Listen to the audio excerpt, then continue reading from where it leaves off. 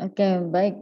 Assalamualaikum warahmatullahi wabarakatuh dan salam sejahtera untuk kita semua ya. Ketemu lagi dengan saya pastinya ya. Pada video kali ini merupakan, lanjutan ya sebenarnya mengenai utang. Nah, kalau di video yang kemarin tuh kita membahas utang jangka pendek, hari ini kita membahas mengenai utang jangka panjang. Ya, kita harus tahu dulu ya, bagaimana karakteristik dan arti dari utang jangka panjang itu ya. Nah, utang jangka panjang itu merupakan utang perusahaan yang akan jatuh tempo lebih dari satu periode akuntansi ya. Contohnya apa? Utang jangka panjang itu ya, contohnya adalah utang wesel jangka panjang dan utang obligasi. Nah, utang jangka panjang ini merupakan utang yang memerlukan proses formal dalam pembentukannya, ya, yang yaitu apa, persetujuan dari dewan direksi atau dari pemegang saham. Nah, selain itu, utang jangka panjang ini akan selalu dibarengi dengan perjanjian dan batasan-batasan tertentu ya, untuk melindungi kedua belah pihak ya, baik si kreditor maupun si debitur ya sebagai peminjam. Nah, eee, hari ini di video ini ya kita akan membahas 2 jenis utang jangka panjang. Apa itu? Utang wesel dan utang obligasi. Yuk mari kita lihat yang pertama kita membahas mengenai utang wesel jangka panjang. Nah, perbedaan utang wesel jangka panjang dan utang wesel jangka pendek ini adalah berada pada saat jatuh temponya. Nah, perbedaan utang jangka panjang ya, si wesel jangka panjang dengan utang obligasi itu adalah kalau wesel jangka panjang itu tidak tersedia di pasar sekuritas umum ya.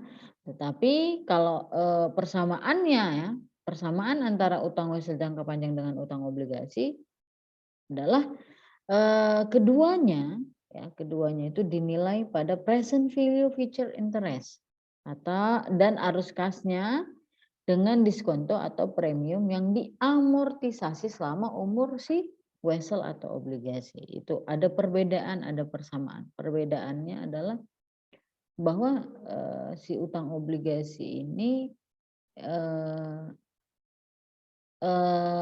utang wesel ini ya tidak tersedia di pasar sekuritas. Nah, persamaan mereka berdua adalah dinilai pada present value ya, lalu diskonto ataupun premiumnya itu amortisasi ya. Oke, baik. Nah, yang pertama kita membahas mengenai wesel yang diterbitkan pada nilai pari ya. Nah, apabila suatu wesel diterbitkan pada satu tingkat suku bunga efektif dan besaran bunganya yang tercantum pada nilai pari adalah sama, maka tidak akan ada diskon maupun premium. Nah, kalau diterbitkan pada nilai pari ya. Nah, jadi sehingga nanti wesel itu dikatakan diterbitkan pada nilai nilai pari. Nah, contohnya ya, di sini ada contoh PT Skandal menerbitkan wesel 3 tahun ya.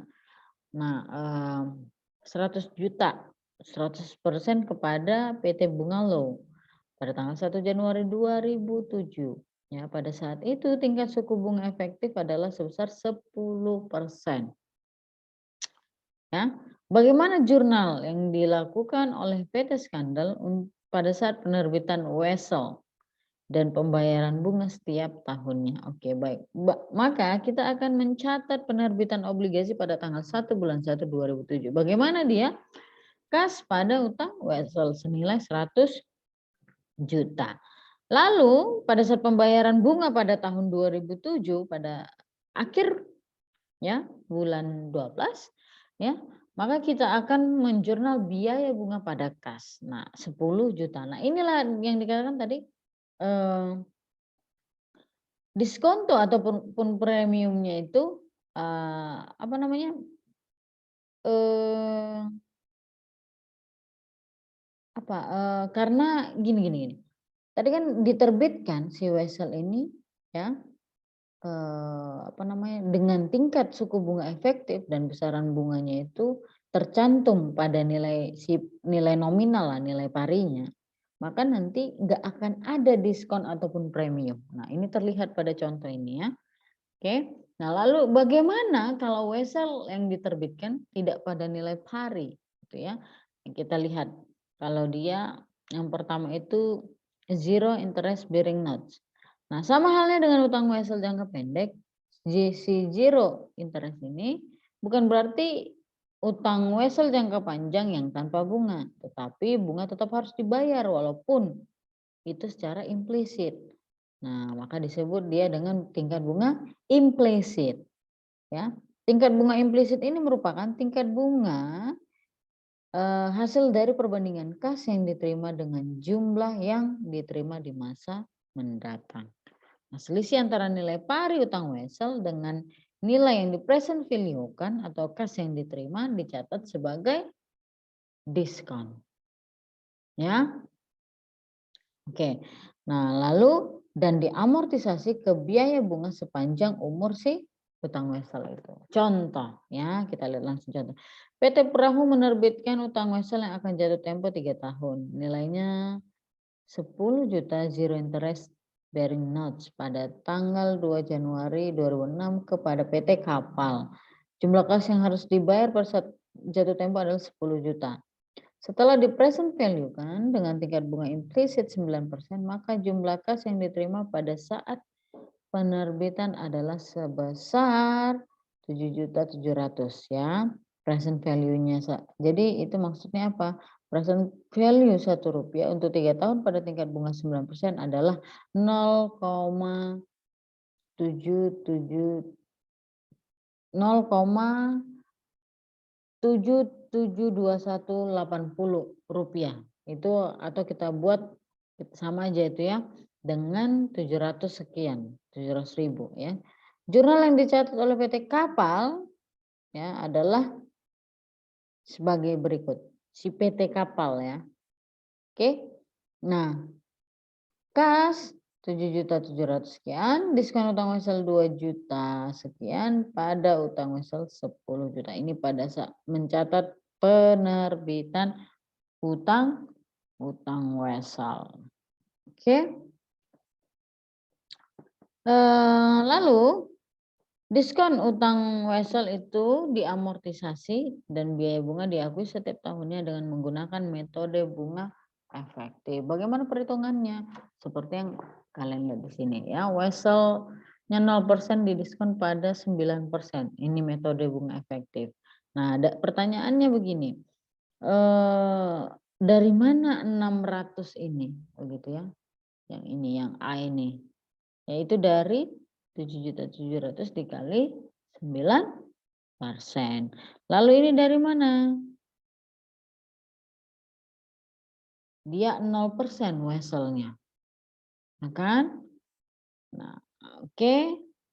Lalu yang C, ini dari mana? Ini adalah penjumlahan antara ini dan ini. Oke. Jadi nanti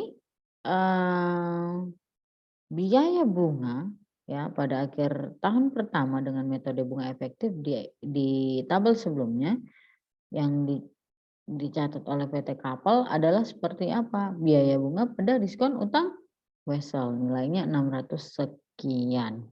Nah, jumlah diskon adalah 2.200.000. Dalam hal ini merupakan jumlah biaya ya. Biaya bunga wesel selama 3 tahun itu loh yang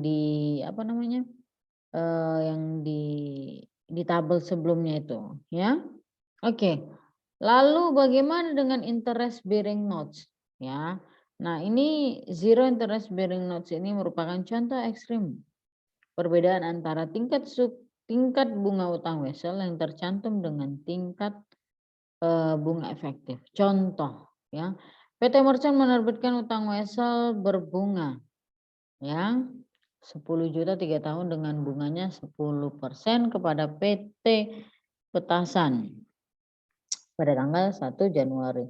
Tingkat suku bunga pasar pada saat itu 12%. Oleh karena itu tingkat bunga efektif adalah 12%, itu lebih besar daripada 10% yang tercantum kan. Nah, maka present value utang utang wesel itu lebih kecil dibandingkan nilai parinya, ya jelas. Oke.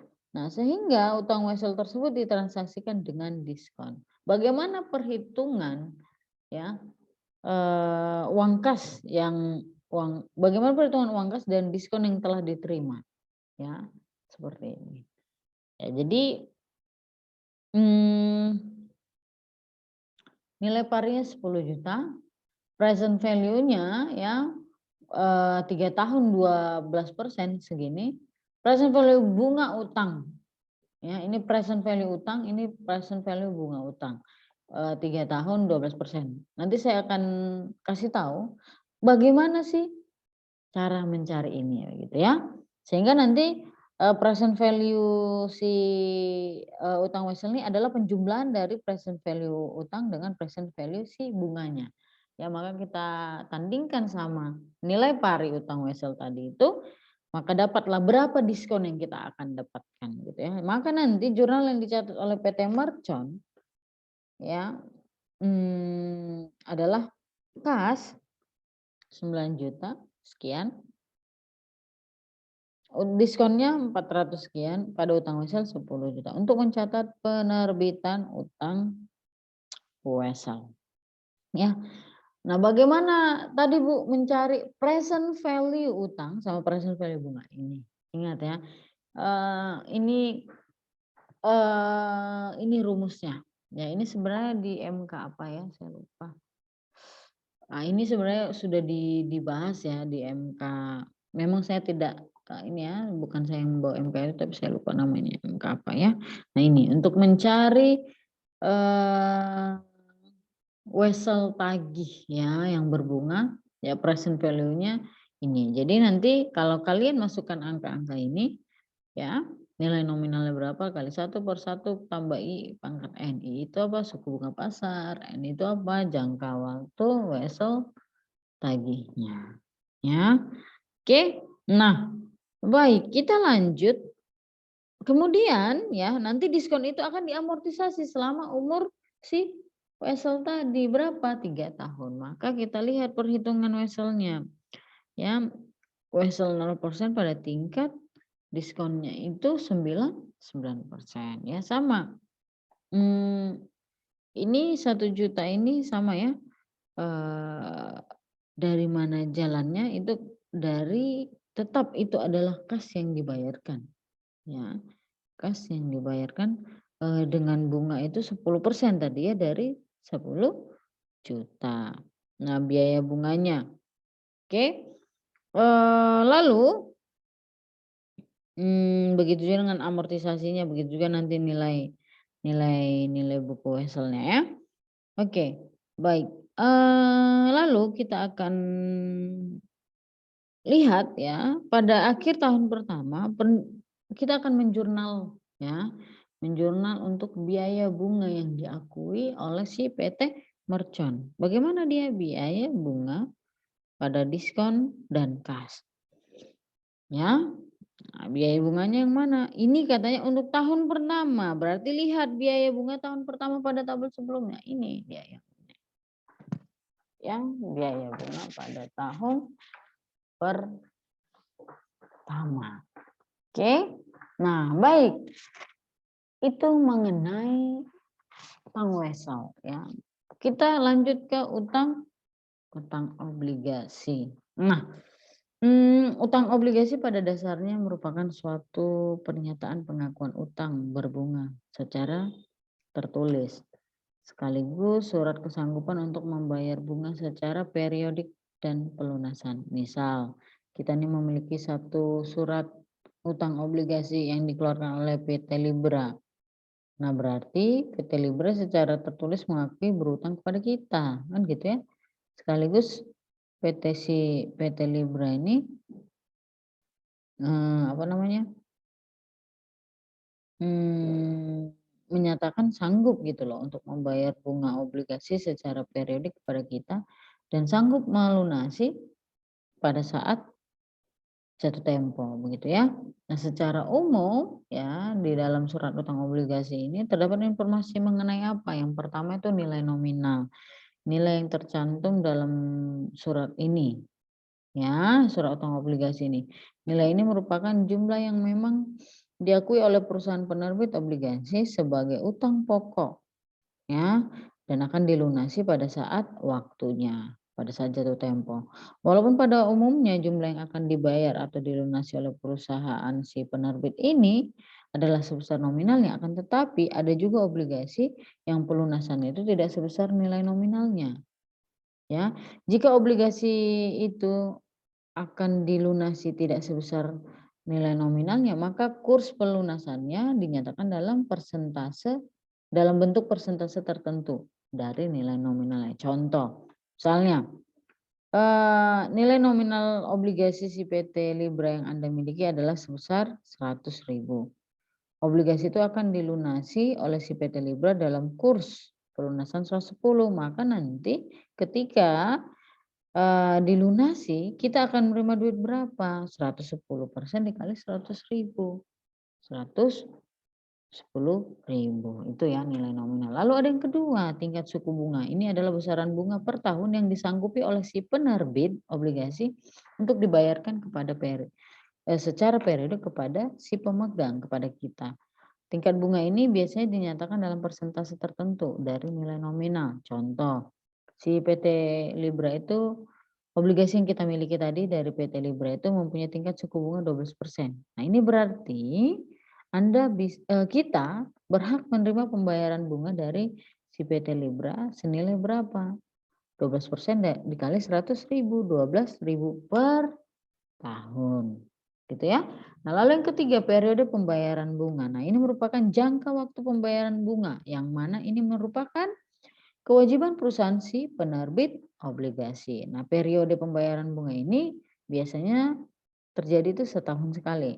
Bisa juga per 6 bulan, bisa juga per 3 bulan dan lain sebagainya. Tergantung ya, tergantung. Nah, kalau misalnya periode pembayaran itu per tengah tahun berarti dibayarkan setiap per 6 bulan. Begitu ya. Oke, per 6 bulan. Contoh, ya bunga obligasi si PT Libra ini yang Anda miliki dibayar setiap tanggal 1 April dan 1 Oktober. Maka setiap tanggal 1 April dan 1 Oktober kita akan menerima pembayaran bunga dari PT Libra sebesar berapa? Tadi berapa? 12% ya, berarti 6/12 kali 12% dikali 100.000, 6.000. Nah, pembayaran bunga ini akan kita terima selama memang kita memiliki obligasi itu dan memang sampai pelunasan atau jatuh temponya.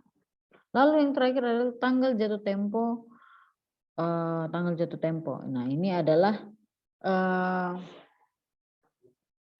tanggal jatuh tempo. Ya, ini adalah saat obligasi harus dilunasi oleh penerbitnya. Ya, sebagai contoh, tadi obligasi PT Libra yang kita miliki itu memiliki tanggal jatuh temponya buatlah 1 Oktober 2020. Nah, ini berarti obligasi tersebut sudah harus dilunasi oleh si PT Libra pada tanggal 1 Oktober 2020. Nah, ada kalanya jatuh tempo obligasi dinyatakan dalam bentuk umur yang dihitung dari saat penjualan. Misal, obligasi PT Libra itu dijual pada tanggal 1 Agustus 2000, tahun 2000 dan memiliki umur 15 tahun. Maka tanggal jatuh tempo obligasi itu adalah tanggal 1 Agustus 2015. Boleh seperti itu ya, tergantung informasi yang terdapat pada saat penerbitan SUO tadi oleh perusahaan penerbit. Oke, lalu kita lihat penerbitan SUO ya, bagaimana ya. Di pengantar sudah disinggung tadi ya bahwa timbulnya utang obligasi karena perusahaan memerlukan dana tambahan untuk membiayai suatu investasi yang mana itu memang memerlukan dana yang cukup besar mungkin ya. Seringkali investasi itu baru bisa dinikmati setelah beberapa tahun, sehingga perusahaan tidak bisa memenuhi dana dengan, utang jangka pendek. Dan karena besarnya kebutuhan itu, ya perusahaan juga tidak bisa menghimpun hanya dari satu investor saja, ya. Sedangkan untuk menghimpun dana, dengan cara mengeluarkan saham baru itu akan menimbulkan konsekuensi tertentu. Kan? Nah, dibandingkan dengan penerbitan saham baru, pemenuhan dana dengan jalan penerbitan obligasi ini ada beberapa keuntungan yang bisa kita lihat. Ya, yang pertama itu apa? Seringkali pengeluaran untuk membayar bunga obligasi jumlahnya lebih kecil dibanding ketika kita harus melakukan pembayaran dividen saham. Lalu yang kedua, mengenai bunga. Bunga merupakan pengeluaran yang bisa dikurangkan terhadap laba sebelum pajak penghasilan, sehingga sedangkan dividen itu tidak, ya. Sehingga nanti pembayaran bunga obligasi akan menimbulkan penghematan pajak penghasilan, ya. Lalu yang ketiga, pemegang saham sebagai pemilik perusahaan masih memiliki proporsi yang tetap atas pemilik, ya, atas kepemilikannya terhadap perusahaan. Proporsi ini mungkin akan berubah jika perusahaan mengeluarkan saham saham baru. Oke. Nah, walaupun memiliki beberapa keuntungan, ya, pengeluaran obligasi ini masih tetap memiliki konsekuensi yang mana ini tidak menguntungkan bagi perusahaan. Konsekuensi itu adalah dalam keadaan perusahaan menderita kerugian pembayaran bunga, ketika perusahaan itu menderita kerugian begitu, ya, pembayaran bunga harus tetap dilakukan. Nah, kalau dia pembayaran dividen itu tidak berlaku, ya, di mana dividen itu hanya dibayarkan ketika perusahaan memperoleh keuntungan. Jadi ada plus minus di sini, ya. Oke. Nah, boleh atau tidaknya sebuah perusahaan itu apa namanya? Mengeluarkan obligasi itu ditentukan oleh peraturan pemerintah yang berlaku di tempat perusahaan itu berdiri, ya. Selain dari memperoleh izin dari pemerintah, pengeluaran obligasi juga harus mendapat persetujuan dari pemegang saham dan otoritas dari dewan komisaris. Nah, setelah perizinan itu diperoleh, maka bisa diterbitkan obligasi dan menjualnya kepada calon investor yang berminat. Ya, calon investor di sini bisa perorangan, bisa juga sebuah instansi ataupun organisasi. Nah, penjualan obligasi ini bisa dilakukan oleh perusahaan sendiri atau bisa kita serahkan kepada penjamin atau emisi, ya, kepada penjamin emisi, underwriter, yang biasanya ini merupakan lembaga keuangan, ya. Nanti diserahkan penjualan obligasi itu kepada lembaga itu bertujuan untuk menjaga kemungkinan rugi yang bisa diderita oleh perusahaan sehubungan dengan penjualan obligasi itu tadi, ya. Sesuai dengan tujuan pengeluaran obligasi itu adalah untuk menghimpun dana, ya, menghimpun dana yang besar, maka obligasi itu sangat kecil kemungkinannya hanya dijual kepada satu investor, ya. Kenapa? Ya, karena obligasi yang dikeluarkan memiliki total nominal yang besar, jadi kan sehingga jarang ada yang mampu membeli seluruh obligasi yang dikeluarkan oleh perusahaan. Ingat, ya, tadi kita membutuhkan dana yang besar, jadi nggak mungkin cuma satu orang yang membeli, ya, jadi ada beberapa.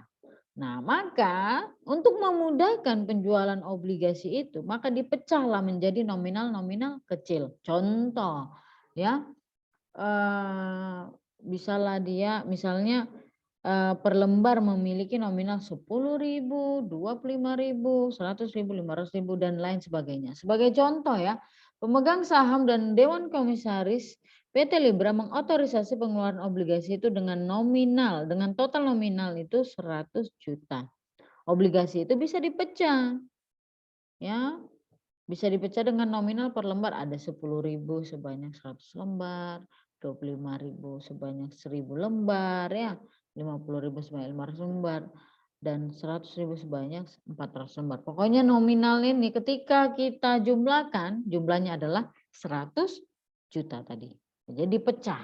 Nah, itu karena memang tidak mungkin obligasi yang 100 juta itu hanya dibeli oleh satu orang, ya pasti beberapa orang. Jadi dipecah-pecah begitu ya. Oke. Nah, baik. Kita lihat ke jenis utang obligasi ya. Ada beberapa jenis obligasi yang bisa kita bedakan dari beberapa tinjauan ya. Yang pertama, ketika kita lihat dari bukti kepemilikan obligasi, ada 2 jenis obligasi ya. Yang pertama itu obligasi atas nama dan yang kedua obligasi atas unjuk. Nah, obligasi atas nama ini ya, ini merupakan obligasi yang memerlukan pendaftaran nama pemiliknya dalam catatan perusahaan. Nah, jika terjadi kepemindahan pemilikan, perusahaan penerbit harus mengetahuinya. Dalam hal ini, obligasi yang dijual akan dibatalkan dan diterbitkan obligasi baru atas nama pemilik yang baru. Nah, kalau obligasi atas unjuk ini atau obligasi kupon, ya, ini adalah obligasi yang mudah sekali dalam pemindahan kepemilikannya. Ya, sangat mudah. Oleh karena itu, orang yang bisa menunjukkan surat utang obligasi tersebut atau orang yang menyerahkan kupon ya, yang memang disertakan, ya inilah dianggap sebagai pemiliknya dan berhak atas pembayaran bunga. Ya, oke, baik. Yang kedua, ketika kita lihat dari cara pelunasannya, obligasi itu dibedakan menjadi 3. Yang pertama obligasi bersyarat, yang kedua obligasi berseri, dan yang ketiga adalah obligasi terpanggil. Nah, obligasi bersyarat ini adalah obligasi yang jatuh temponya pada satu tanggal. Ya, pelunasan terhadap obligasi ini dilakukan seluruhnya pada tanggal jatuh temponya. Lalu yang kedua, ya obligasi berseri. Ini adalah obligasi yang pelunasannya dilakukan secara bertahap. Kalau tadi pada satu tanggal, ini secara bertahap. Dengan kata lain, ya obligasi ini memiliki tanggal jatuh tempo yang tidak sama untuk masing-masing serinya. Nah, lalu yang ketiga adalah obligasi terpanggil. Nah, ini adalah pada saat pelunasannya tergantung pada perusahaan yang menerbitkan. Jika perusahaan penerbit menginginkan untuk mengurangi utang obligasinya, maka ia akan memanggil dan memberitahuan kepada pemilik obligasi mengenai bagian obligasi yang akan dilunasi. Ya, perusahaan kemudian melunasi sebesar bagian utang obligasi tersebut. Nah, bunga atas obligasi yang dilunasi akan dibayarkan lagi. Oke, baik. Lalu selanjutnya, ketika kita lihat dari tidak ada jaminannya, obligasi itu dibagi 2, ya. Obligasi terjamin dan obligasi tak terjamin. Obligasi terjamin ini obligasi yang diterbitkan dan disertai dengan jaminan berupa harta tertentu dari perusahaan si penerbit. Kalau tak terjamin, ya, tidak dijamini dengan harta tertentu oleh si perusahaan penerbit. Tetapi walaupun begitu, secara hukum obligasi ini dijamini dengan setiap harta perusahaan yang belum dijadikan jaminan untuk keperluan lain. Ya, secara hukum. Oke. Nah, baik, ketika obligasi terjamin ditinjau dari harta untuk menjaminnya, maka dibedakan menjadi beberapa, ya, obligasi hipotek, obligasi jaminan dan obligasi bergaransi. Nah, obligasi hipotek ini adalah obligasi yang dijamini dengan aktiva tetap tertentu milik perusahaan penerbit. Kalau obligasi jaminan kepercayaan, ini pengeluarannya dijamini dengan surat berharga perusahaan lain yang dimiliki oleh perusahaan penerbit. Nah, kalau obligasi bergaransi, ini obligasi yang dijamini oleh pihak ketiga, ya, bergaransi, ya. Oke, lalu baik yang kelima, ketika ditinjau dari pembayaran bunganya, ya, maka obligasi itu dibedakan menjadi 2, obligasi laba dan obligasi penghasilan. Nah, obligasi laba ini adalah pembayaran bunga dilakukan jika perusahaan penerbit memperoleh laba dalam operasinya. Nah, kalau penghasilan ini adalah pembayaran bunga diambilkan dari penghasilan tertentu oleh perusahaan penerbit. Ya. Oke, jadi obligasi laba itu dari laba operasi, penghasilan itu dari penghasilan tertentu yang didapatkan oleh si perusahaan penerbit. Oke, baik, kita membahas mengenai harga pasar obligasi. Nah, SUO sebagai salah satu jenis surat berharga yang dijual melalui bursa surat berharga itu sangat dimungkinkan memiliki harga jual yang tidak sama dengan nilai nominalnya, ya. Nah, harga jual obligasi ini sangat tergantung dengan kondisi perusahaan penerbitnya. Kondisi yang baik dari perusahaan penerbitnya yang sering diukur itu dari bonafiditas, ya, dan tingkat profitabilitasnya ini akan menyebabkan harga jual obligasi pun menjadi tinggi. Ya, bisa juga harga jual obligasi ditentukan dengan cara memperhitungkan taksiran tingkat bunga yang berlaku di pasar uang selama obligasi itu beredar, ya. Nah, di dalam peredaran begitu ya. Nah, secara teoritis, ya, harga jual obligasi itu dikaitkan dengan tingkat suku bunga yang berlaku di pasar uang. Penentuan besarnya bunga obligasi ini akan dibayarkan secara periodik oleh perusahaan penerbit. Nah, biasanya dilakukan dengan mempertimbangkan besarnya tingkat bunga yang berlaku di pasar uang. Nah, tingkat bunga yang berlaku di pasar uang biasanya disebut dengan tingkat bunga efektif. Ya, tingkat bunga efektif ini bersifat dinamis dan besarnya memang tergantung dari keseimbangan yang terjadi di pasar uang. Maka bunga obligasi seringkali besarannya itu tidak sama dengan bunga efektif. Bisa jadi bunga obligasi itu lebih besar daripada bunga efektif ataupun sebaliknya. Nah, agar beban bunga obligasi menjadi tanggungan perusahaan penerbit sama dengan besarnya bunga efektif, maka perlu diperhitungkan besarnya bunga efektif pada penentuan harga jual obligasi yang bersangkutan. Sehingga berdasarkan konsep time value of money, ya, harga jual obligasi harus ditentukan dengan menghitung nilai tunai dari bunga periodik yang dibayarkan dan nilai tunai pelunasan obligasi pada saat jatuh temponya berdasarkan bunga efektif yang diperkirakan akan berlaku selama masa beredarnya obligasi itu. Ya, contoh, kita lihat contoh. Oke. Nah, obligasi PT Libra dengan nominal 100.000 tadi dengan tingkat suku bunga 12% per tahun dibayar setahun sekali dan memiliki masa edar 5 tahun. Jika diperkirakan tingkat bunga efektif yang berlaku selama 5 tahun itu adalah 10%, ya, berarti berapa harga jual yang layak atas obligasi tersebut, ya. Nah, maka harga jual, ya, eh, harga jual obligasi itu bisa dihitung seperti ini, ya. Kita lihat dulu bunga obligasi per tahunnya berapa? 12% dikali 100.000, 12.000. Nah, nilai tunai bunga obligasi untuk masing-masing tahun pembayarannya bagaimana, ya. Nah, di sini kita lihat, ya. Tadi kan ada konsep time value of money. Ini merupakan nilai uang yang akan berubah dari waktu ke waktu menurut tingkat bunga yang berlaku di pasar uang, kan begitu ya. Nah, jadi tadi kan bunganya sebesar kita anggap tingkat bunga efektifnya itu kan sebesar 10%, ya. Nah, berarti itu per tahun, ya. Nah, pada tahun pertama, itu pada tahun pertama, ya. Pada tahun berikutnya akan memiliki nilai sebesar 1 plus, ya. 1 ditambah 10% pangkat 1. Ya, berarti itu sama dengan 1,1 rupiah, ya.